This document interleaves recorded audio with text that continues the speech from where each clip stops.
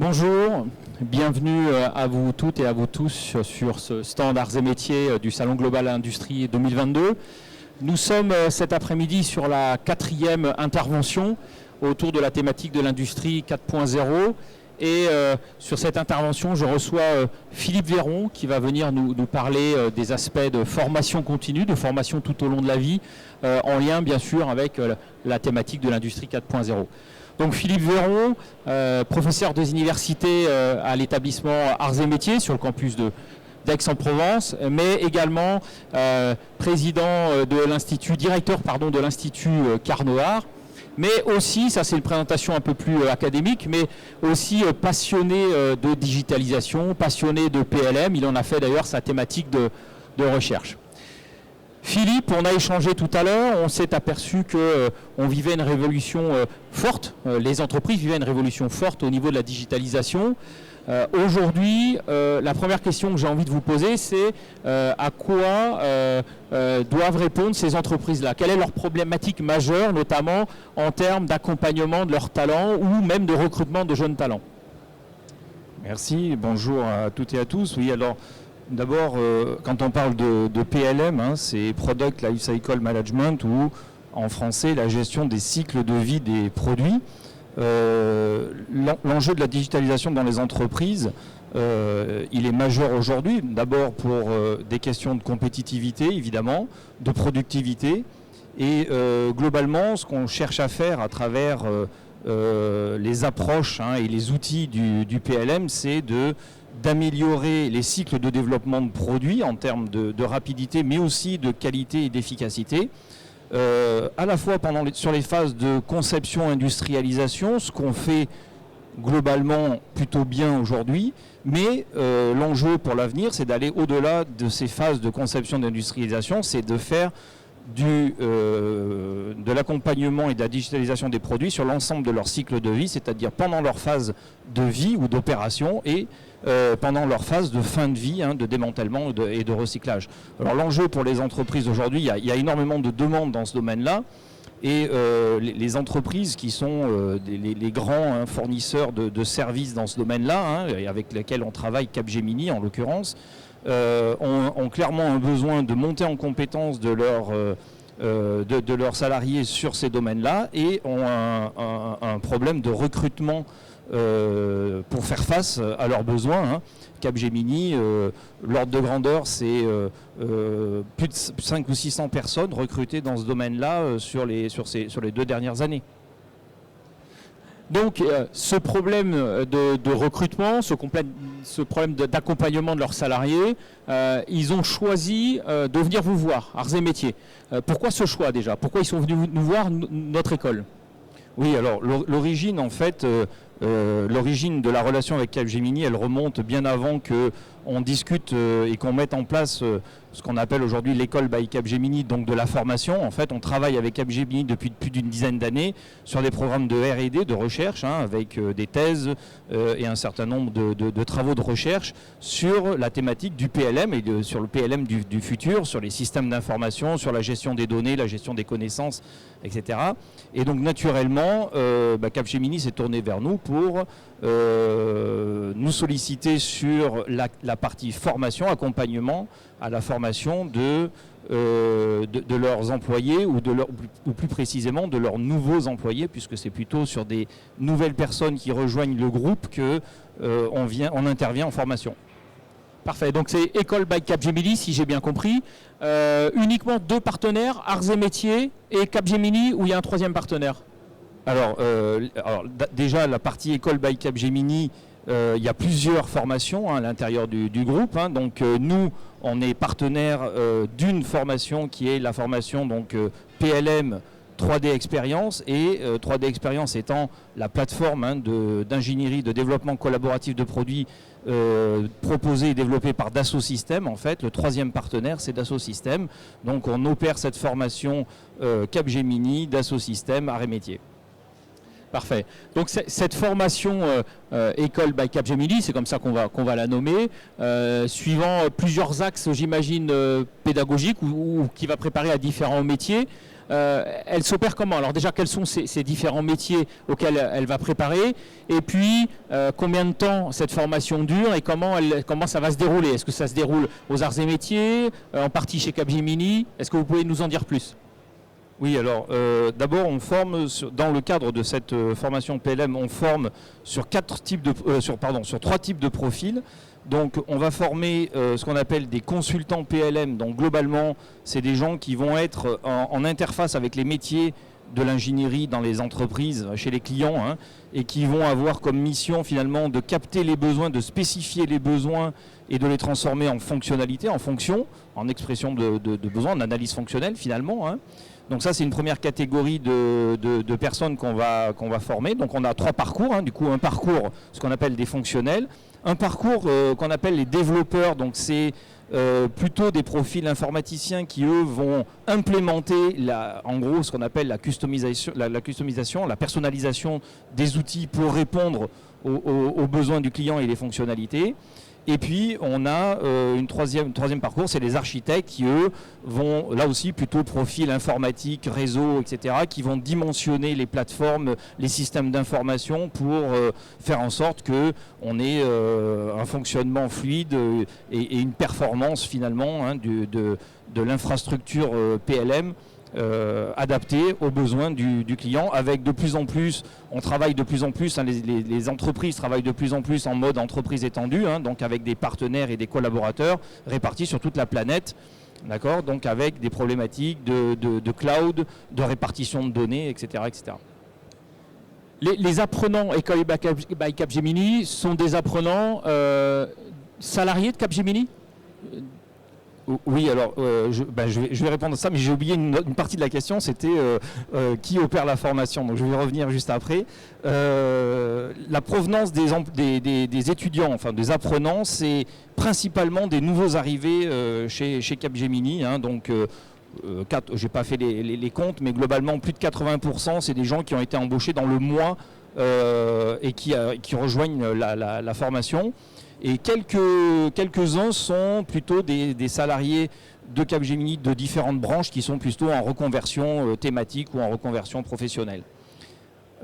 Sur la question de qui opère la formation, donc on opère la formation, les 3 partenaires évidemment participent à la formation. Donc nous, on intervient sur ce qu'on appelle les fondamentaux du PLM et les principaux concepts et sur les développements futurs du PLM, les grands enjeux pour la suite, hein. C'est très en lien avec ce qu'on fait en recherche, hein, du coup, c'est assez cohérent, assez logique. Ensuite, il y a Capgemini qui opère une partie de la formation. Ils vont mettre les apprenants en fait en tutorat, mentorat avec des seniors dans l'entreprise. Et puis, comme c'est une formation, on va dire, orientée sur l'outil 3D Experience, Dassault Systèmes intervient sur de la formation très technique, très pointue finalement sur l'outil, sur la façon de développer, de personnaliser la plateforme, de développer des nouvelles fonctionnalités, etc., de paramétrage et ainsi de suite. Vous avez utilisé le mot de recherche tout de suite.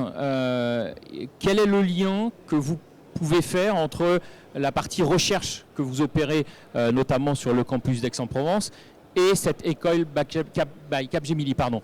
Quel est le lien entre les deux? Est-ce qu'il y en a un qui nourrit l'autre? Comment on peut faire évoluer aussi cette pratique? Ah oui, clairement, il y a un lien fort, hein, et c'est d'ailleurs ce qui a été à l'origine de la création de cette formation. Alors on opère les activités de recherche, on les mène à Aix-en-Provence en partie, donc dans le laboratoire LISPEN, et à Paris avec le laboratoire LCPI. Alors le lien, il se fait à travers la formation qu'on donne, puisque on parle évidemment dans le cadre des fondamentaux du PLM de ce qu'on est en train de préparer pour la suite.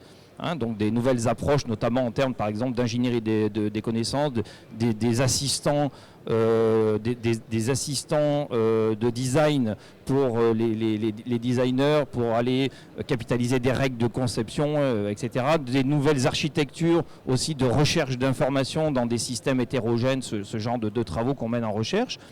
Et en fait, on organise dans le cadre de la chaire industrielle recherche qu'on a avec Capgemini, un workshop annuel sur lequel on fait de la dissémination, alors principalement au départ à destination des clients de Capgemini, mais de plus en plus, participent à ce workshop en fait les apprenants qui suivent le cycle de formation là, PLM École by Capgemini, pour pouvoir s'imprégner des problématiques et de ce sur quoi on travaille pour améliorer le PLM dans le futur. Alors là, typiquement, on s'adresse à une formation pour des gens qui sont en activité, alors même s'ils viennent d'être embauchés, qui sont en activité, donc avec des attendus peut-être un peu différents de ce qu'on a l'habitude de voir en formation initiale. Est-ce que ça oblige l'établissement à se remettre en cause assez fréquemment sur la qualité des interventions, sur le contenu même de la formation qui doit peut-être évoluer d'année en année pour s'adapter au mieux avec les attentes de l'entreprise? Est-ce qu'on est dans ce cas de figure? Oui, évidemment, le profil, enfin le contexte est très différent de la formation initiale. On a d'abord des salariés et qu'on n'a pas à convaincre de l'intérêt de se former à telle discipline, puisque c'est leur métier de demain et la plupart d'entre eux ne sont pas du tout armés pour affronter ce qui les attend face à des clients dans quelques mois.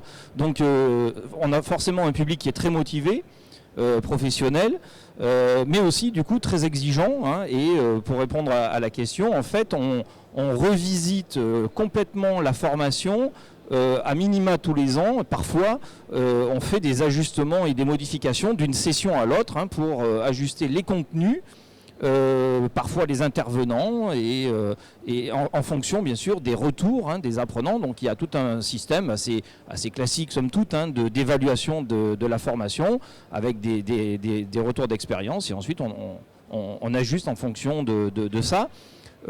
La plupart du temps, on peut être amené à supprimer certaines interventions, en rajouter d'autres, en raccourcir certaines, en augmenter d'autres. Voilà. Donc, on est en permanence en évolution. Si je résume globalement, on part d'une relation forte entre une entreprise, un secteur d'activité et l'école, notamment par l'intermédiaire de leurs activités de recherche.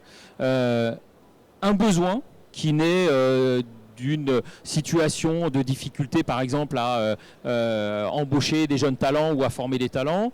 Et là, on a été en fait apporteur de solutions. C'est-à-dire que Arts et Métiers s'est dit, on peut vous accompagner justement dans la formation, notamment en créant quelque chose avec un partenaire, là, en l'espèce 3DS.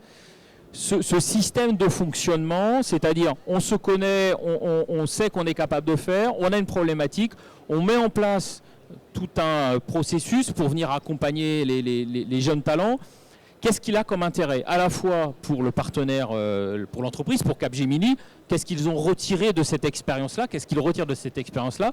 Et vous, Arts et Métiers, qu'est-ce que vous retirez de cette expérience-là? Oui, alors juste peut-être une petite parenthèse. En fait, la relation, notamment en termes de formation et de recrutement, elle est pas limitée uniquement à cette formation-là, École by Capgemini, parce que en fait, Capgemini recrute déjà nos élèves ingénieurs, notamment programme grande école, qui suivent par exemple à Aix une expertise en ingénierie numérique de systèmes complexes. Et puis on a un master spécialisé aussi en ingénierie numérique et PLM dans lequel ils viennent aussi piocher, mais ça suffisait pas en fait, on n'a pas le vivier suffisant pour alimenter, donc on est venu rajouter cette brique supplémentaire. Je pense que l'intérêt, je parle un peu pour eux là du coup, mais je suis sûr que c'est le cas. L'intérêt, c'est effectivement pour eux, c'est de connaître, d'avoir une relation pérenne et installée. On se connaît, chacun sait ce qu'il peut attendre de l'autre, et finalement c'est comme ça qu'on construit en fait des relations dans la durée. C'est d'abord apprendre à se connaître, et puis ensuite on développe dans un certain nombre de domaines, la recherche, la formation, la dissémination. On participe maintenant à des séances où on explique ce qu'on fait par exemple aux clients de Capgemini, pas seulement à l'entreprise. Donc quand une entreprise nous emmène vers ses clients, c'est plutôt un signe de confiance. Et pour les Arts et Métiers, le bénéfice? Pour les arts et métiers, ça permet d'abord de faire rayonner l'école, et puis de développer des formations aussi, de pouvoir construire et opérer des formations de haut niveau, très spécialisées, typiquement des formations qu'on n'a pas forcément l'occasion de donner et de pouvoir opérer dans le cadre des programmes de nos cursus ingénieurs qui sont souvent quand même très cadrés, qu'on peut difficilement, qu'on fait évoluer moins facilement. Et qui ont plutôt une vocation plus généraliste. Là, on est vraiment sur de la formation spécialisée, ad hoc, pour répondre à un besoin d'une entreprise donnée. Et vous avez même vu pour un logiciel, enfin avec un environnement logiciel donné. Hein. Ça veut dire qu'on est quand même très très ciblé. Merci Philippe, c'est un témoignage intéressant d'une belle réussite à développer de manière massive dans notre belle école. Et je vous remercie pour cette intervention. Merci, et puis on espère plein d'autres développements.